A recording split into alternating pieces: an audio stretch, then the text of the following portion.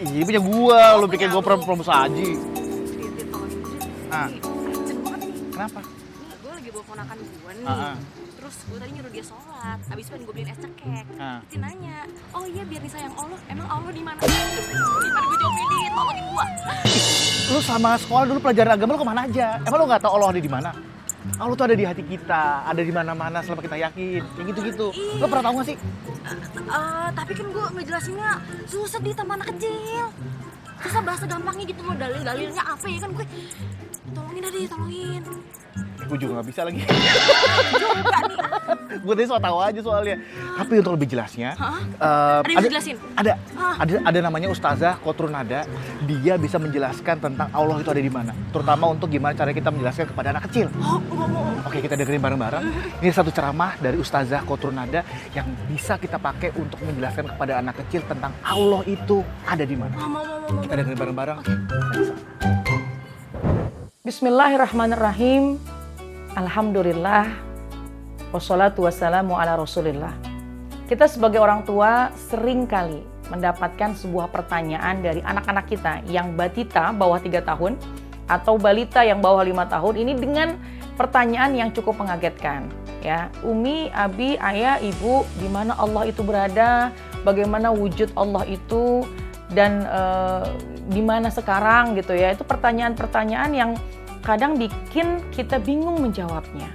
Tapi kewajiban kita sebagai orang tua wajiblah menjawab pertanyaan itu dengan sebaik-baiknya. Jangan sampai ucapannya ucapan yang salah sehingga bisa membingungkan. Ini bukan hanya membingungkan bagi kita orang tua saja menjawabnya, tapi juga bisa membingungkan bagi anak yang mendengar jawaban dari kita. Tugas kita sebagai orang tua, jawablah dengan sebaik-baiknya. Caranya satu, coba kita pilih bahasa, kita pilih tata cara kalimat yang mudah dipahami oleh mereka. Contohnya, ketika ditanya, Ayah, Ibu, di mana sih Allah itu? Maka katakanlah, Allah itu ada.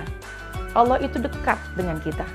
Bahkan kita bisa mengungkapkan kalimat bahwa, coba nak, kamu duduk di situ, kemudian kamu berpindahlah ke arah yang lain. Ketika sudah berpindah, katakanlah, yang memindahkan dari satu sisi ke sisi yang lain itu adalah kehendak dari Allah Subhanahu wa taala. Yang memindahkan, yang menggerakkan semua itu adalah Allah Subhanahu wa taala. Allah dekat, sungguh amat sangat dekat. Dan bahkan Allah juga berfirman, wa iza sa'alaka ibadi fa inni qarib.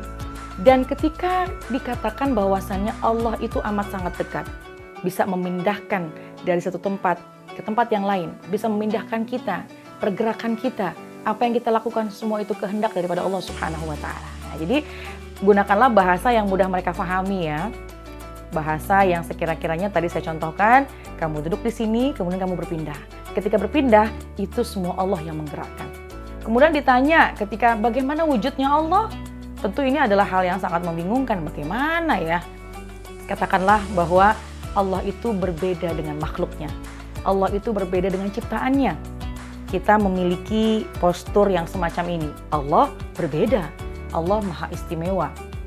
Tentu tidaklah mungkin ketika kita menciptakan sebuah karya, misalnya kita menciptakan sebuah karya, berbeda dengan apa yang kita ciptakan.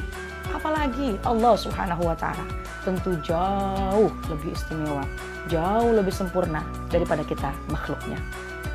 Wallahu a'lam bishawab. Assalamualaikum warahmatullahi wabarakatuh. Nah, gitu penjelasannya. Masya Allah. Ya udah Dit, kan gue jadi paham juga nih. Karena lo udah paham, sekarang waktunya untuk lo menjelaskan kepada Zian. Nah, itu juga gue pengen minta tolong lo, Dit. Nanti lo jelasinnya ke sini. Kok jadi gua lagi? Lo tadi aja sama ada di lo. sini, mumpung Ayo, lo ada di coba sini, coba. Dit. Mana Ziannya mana? Ziannya mana? Lah, Dia tidur. Zian tidur. Ya Allah, Ziannya tidur lagi guys. Yang kasihan tau gak siapa? Ustazah Kotrunada. Kenapa? Dia ntar kan jelasin lagi. Capek banget.